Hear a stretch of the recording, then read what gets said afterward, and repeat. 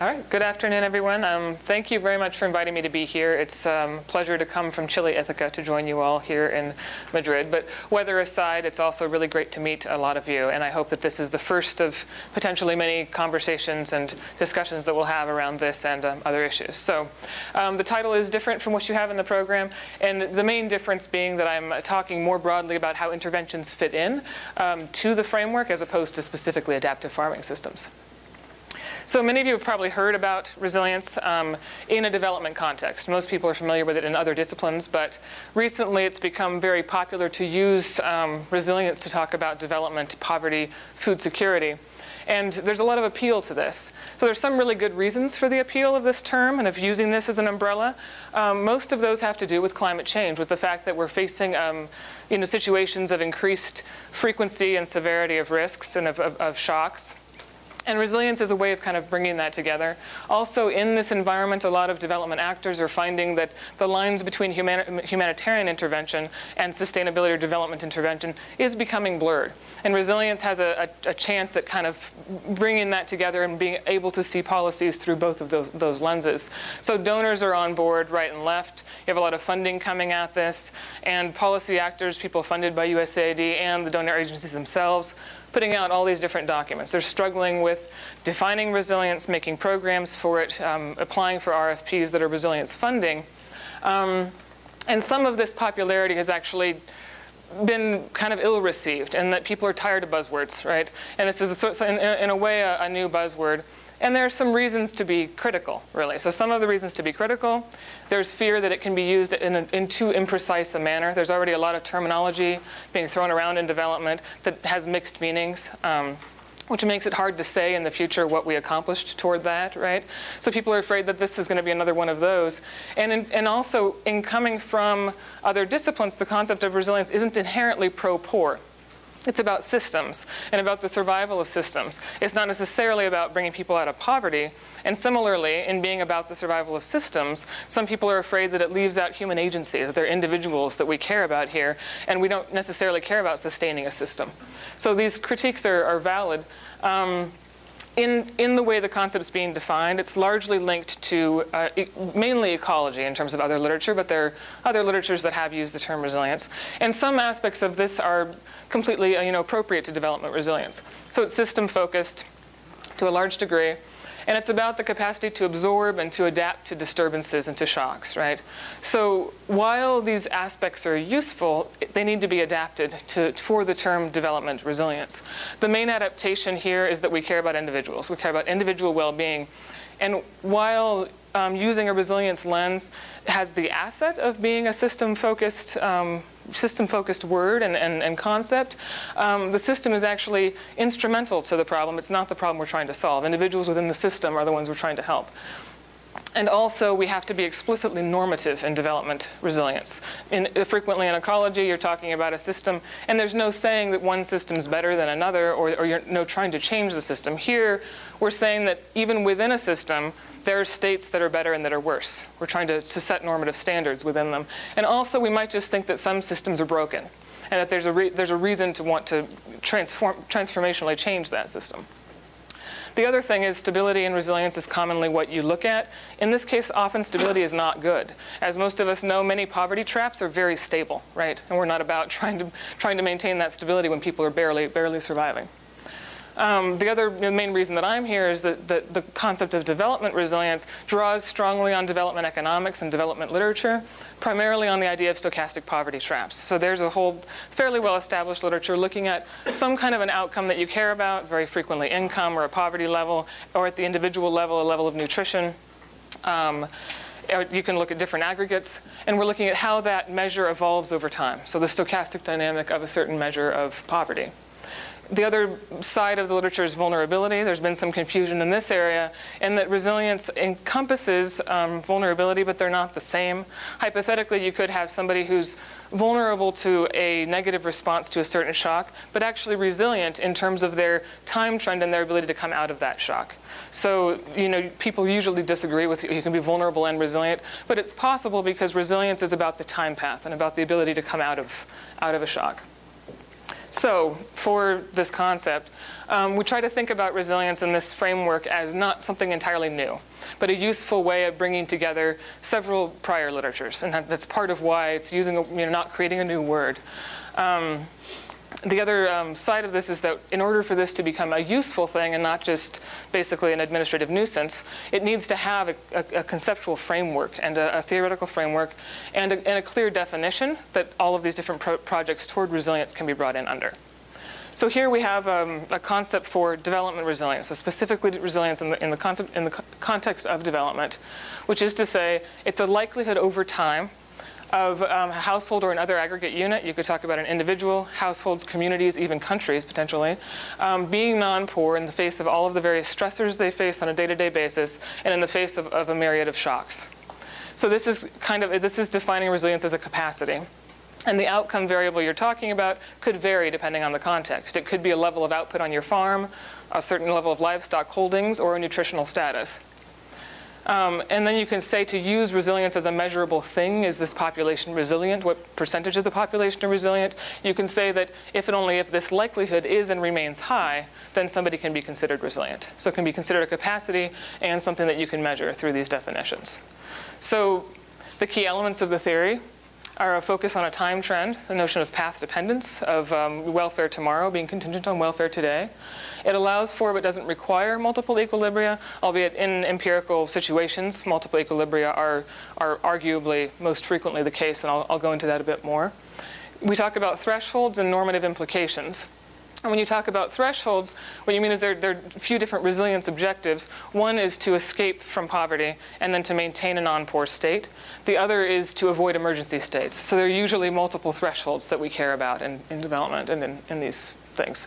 So the main way of looking at this that's used in the framework is this stochastic well-being dynamic, where it's a function of moments, where your outcome basically is the moment of an indicator you care about, and a moment being the mean, the variance, skewness, kurtosis, over time of that outcome, right? So you're looking at welfare tomorrow, conditional on welfare today.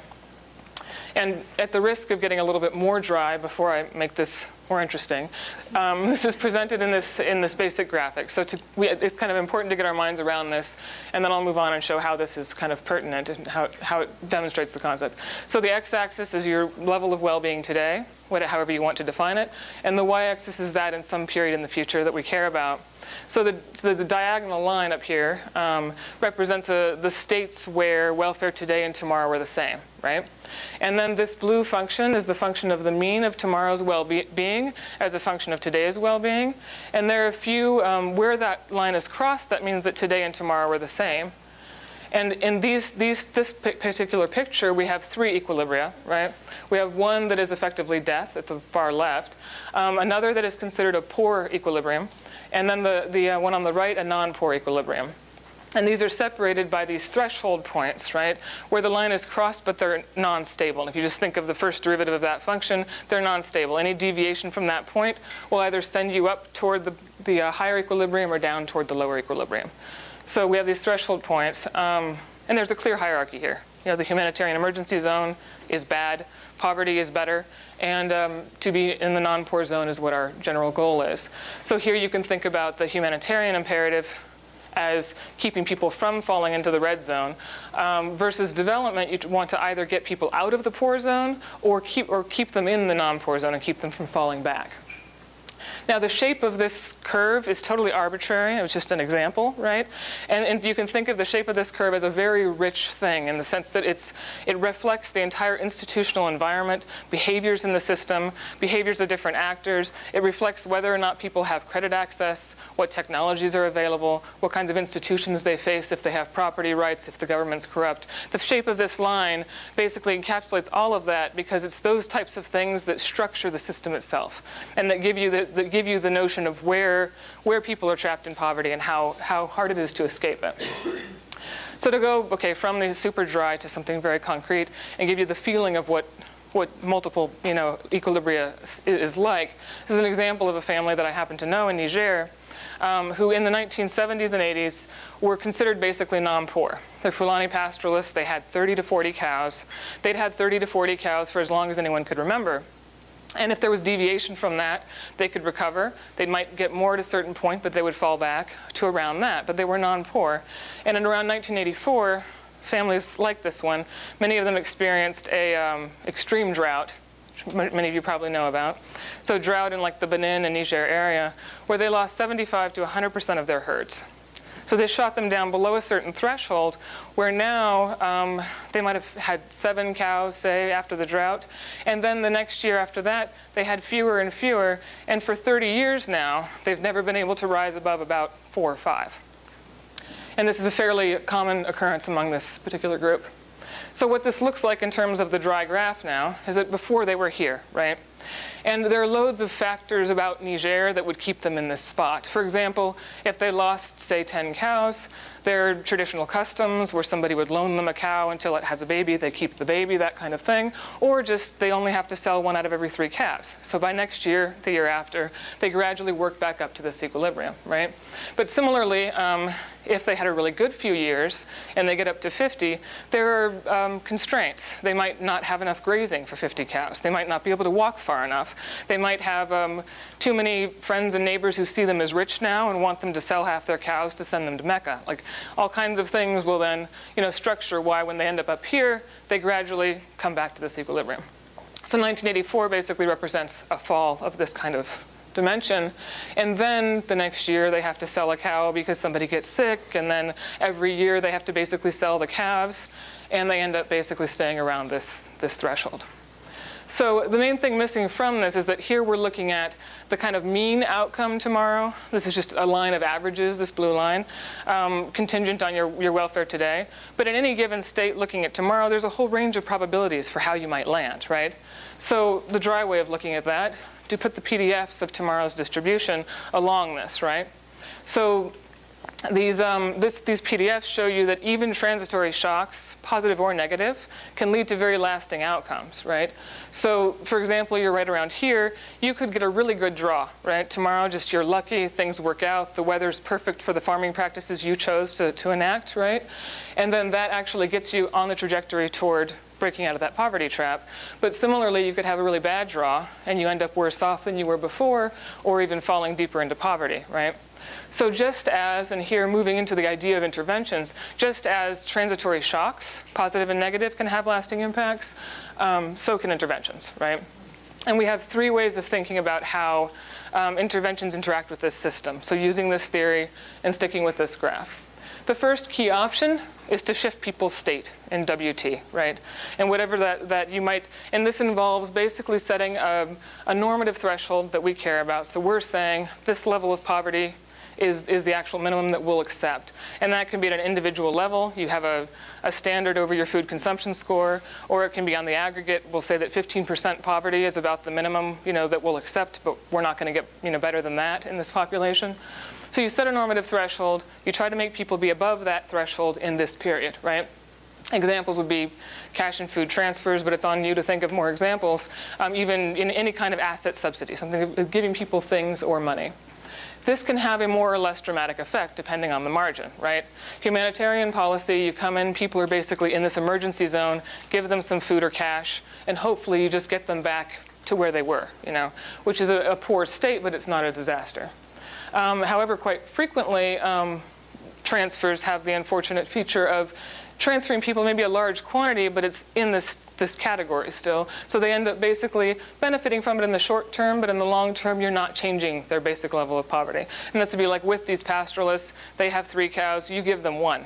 They've spent 30 years not being able to get more than 5.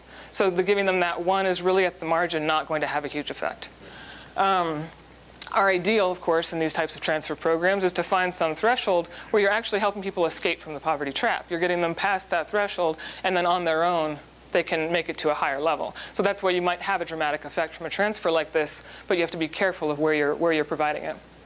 And the next way that we can affect the system is through affecting the probability distribution, basically, over tomorrow's outcome. So changing the probability of getting different draws, effectively, contingent on your wealth today.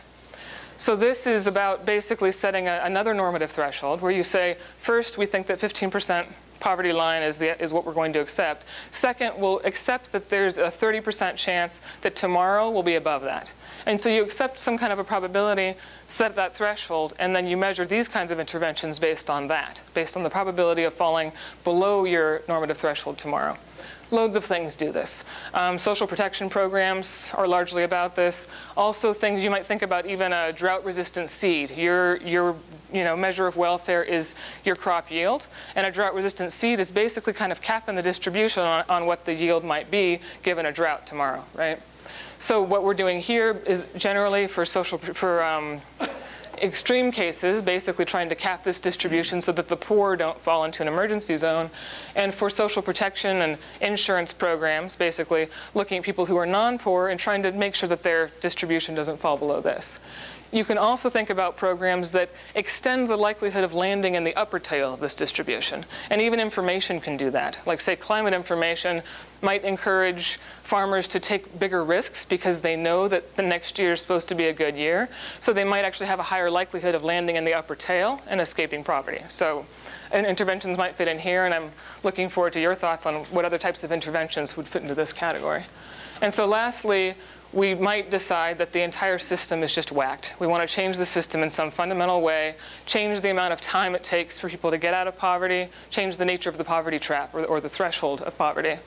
And this basically involves setting kind of a third criteria where you're not only saying that, okay, we'll accept 15% poverty is the maximum we'll bear. Tomorrow we'll accept that there's a 30% chance that the population will be doing worse than that. But now, if we fall below that, we want people to recover within a certain period of time. We want a two-period recovery time, right? So to measure resilience, you basically take a metric that takes all of that into account, and you measure progress toward that metric. That's the recovery time you want. So institutions, here we're talking about institutional change, technologies, all kinds of things can do this. If you think about a vaccine program that vaccinates children, women now at the same resource level are spending less time at home with a sick child, so they can work more and actually achieve better outcomes with the same level of welfare. So in this sense, basically what we're doing is changing the entire shape of this blue line, right? We're trying to and this is just a stab at it, but you can think about different conceptual ways of framing this. You're basically changing the threshold of poverty so that, say in this case, people who are right around here, all of a sudden, with this new line, are on a trajectory to get themselves out of poverty, right? And I'd like to talk about more interventions that can possibly do this. So this is just a framing. I've been in Niger for a long time. When I have that many pictures of shoes hanging on the sides of camels, just something that happens there more than other places. So the next steps are to use this theory to come from this framework to think about how you describe resilient systems, and some of this we can talk about in the next session. How then to measure resilience. To design interventions based on thinking through this framework and what kinds of impact you want to have.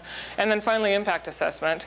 And right now at Cornell, we do have a project going to basically jump to this last thing, impact assessment, basing it on ILRI's very much involved in this project, the index-based livestock insurance product in Western Kenya.